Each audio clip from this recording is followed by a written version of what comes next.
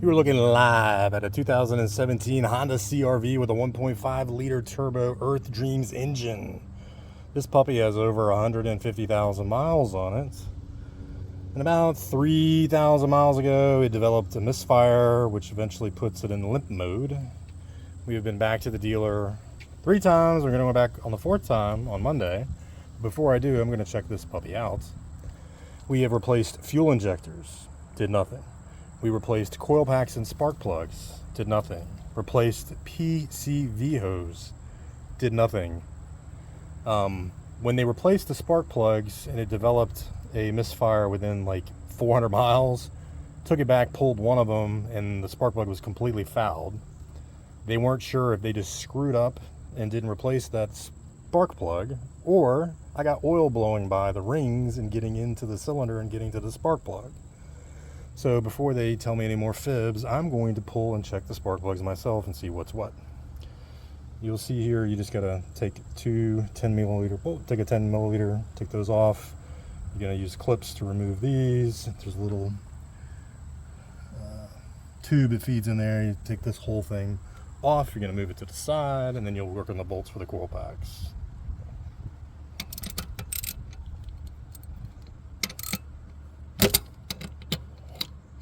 Yours may be on a little tighter than mine.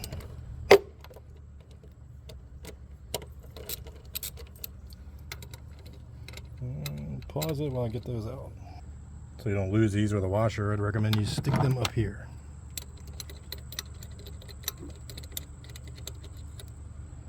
And I do everything in clockwise order, so that's 1, 2. I don't know if we can do this one-handed, but we're gonna try. Yeah, we can do one-handed. I'm getting eaten by bugs. And this whole thing is going to come off. I don't know if we can do this one-handed, but we're going to try. You see the little clip goes in there. Set this over here. And then these are all 10 milliliters also. These are your 4 coil packs, and your spark plugs are down there. I'm going ahead and pre-loosen these if we're not this loose, but I can't do it one-handed.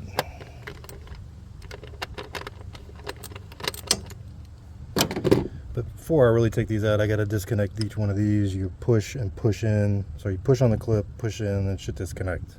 Can't do that one-handed, so I'll have to show you.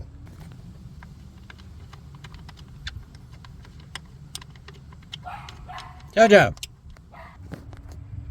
Alright, all 4 of the 10 milliliter bolts are removed and sticking up here so I don't lose them. Alright, these are kind of fiddly. I definitely can't do this one-handed, but basically you want to push down on the back of the plug to release the clip, and then push in and then pull back, and it disconnects a lot easier. If yours are kind of corroded and gross, you may have to spray a little silicone spray or whatever it is to loosen it up, but we want to push down on the back of the clip, then push in and then pull back. They're fiddly, be very careful, don't break them. And these just come out. That's 1. Make sure you put them back in the same order. 2, 3, and 4. Oh, looky.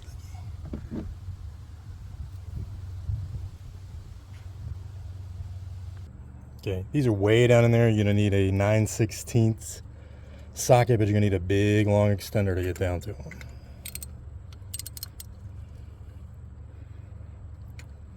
And I have to do this two-handed so I don't break them. Let me see. They've all been replaced. I'm not seeing any evidence of oil.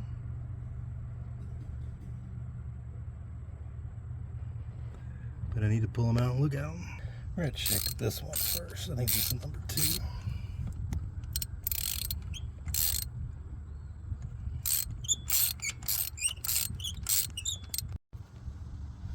Alright, these are brand new plugs.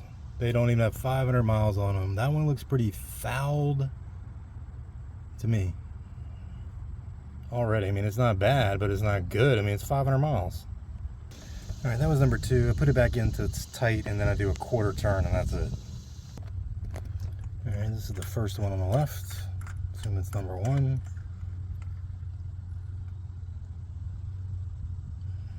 Looks pretty much like the other one. A little black on the bottom, brand new plugs.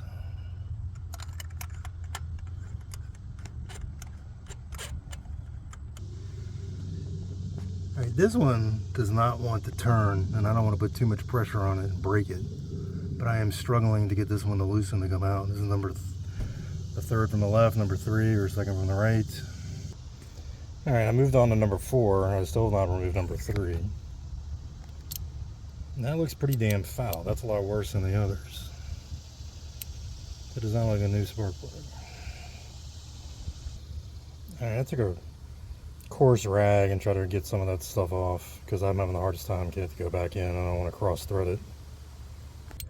Definitely had to put a little torque on the third one to get it out. I have a feeling this one's going to be even worse than the fourth one.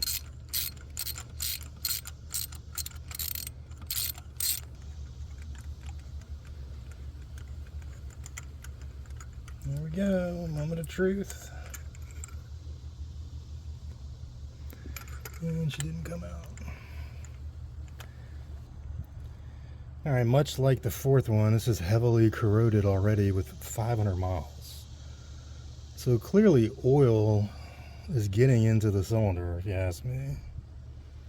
I mean, these should not look like this in 500 miles.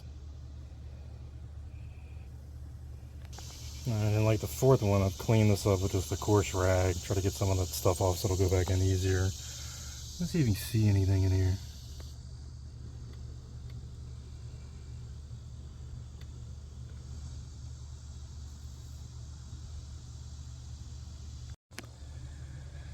So what does all this mean? To me, you know, if the foul plugs are fouling, there's oil getting in to the cylinder where the spark plug is. And I think that means I've got worn rings. They're not making a tight seal, so the oil is getting by and getting to the plug. When the plug gets fouled, it's when we get a misfire. So while these are great fuel efficient engines, I don't think they're kind of made for the long run. I think you're going to have to rebuild the top end, maybe even the bottom end, every 150,000 miles or so. Because, you know, while they're great and fuel efficient, it's just a ton of strain on a little teeny engine pushing a SUV. I mean, it's a little SUV, but still. I just don't think this is a hot idea. Need to go back to like a 2-liter. But in any event, that's my guess. We'll find out Monday. Alright, reattaching all the coil packs. Now I'm going to screw them down one at a time. Careful not to lose your bolts. Only hand tighten as much as you can go, and then you will tighten it down with the ratchet. I'm going to put this down so I don't lose a bolt. Alright, hand tighten them all the way down. Now I'm just going to tighten them up with the ratchet. And of course, the obligatory, couldn't find the 10mm socket that I just had 5 seconds ago, but I found it. Where do these things go? They just like go off into some magic land.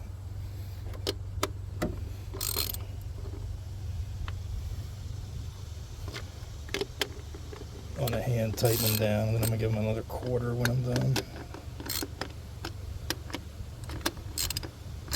I'm gonna put this down. Now we're having some phone overheating issues. So I got all these tightened down. I just did hand tighten, then I tightened it with the ratchet. As soon as I got resistance, I did 1/4 turn, and that's it. I'll put it all back together, and then we should be done to try to test start it. All right, make sure you put that clip in first, and you come over here. I'm gonna tighten these down, then I'll do the clips last.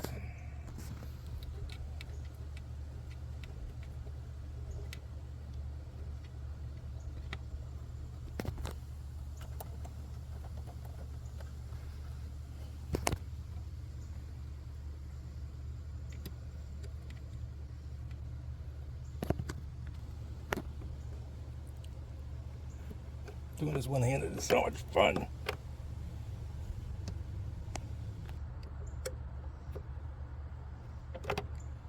Alright, so I'm just going to tighten these down with the ratchet.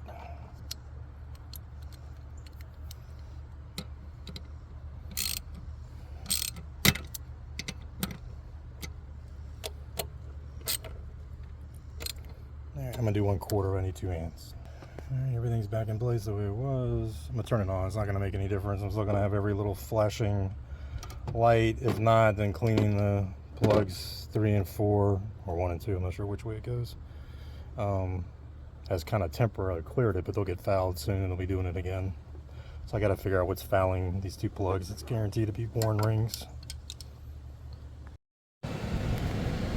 This is what you get. Every single check engine light comes on when it goes into this limp mode. Until the dealer resets it, it's not going to go off. But you see it's like not idling bad right now, and it's not surging, looking. It's all right at about, I don't know, 800, 900 maybe.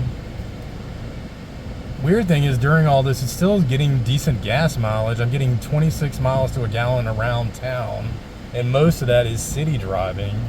Very little of it is, above 45 miles an hour. So you would think if it was really struggling with an engine or cylinder problem, I'd be getting horrible gas mileage. And the misfire is not happening as we're sitting here idling. It only happens when you're driving it. And it only happens really before it goes into limp mode. Once you start getting all these error messages and it's in limp mode, you can't go above 45 miles an hour anyway. And I think the revs are limited. They won't go above like 4. So you just don't get it as much. If I drove it to the dealership and filmed it, you'll see in another video, it will definitely misfire, or hitching, as my daughter calls it, which I think is a great term for this phantom problem we can't fix. We're going to call it the CRV hitching error, but I'm pretty sure it's a valve and ring issue. But we'll see.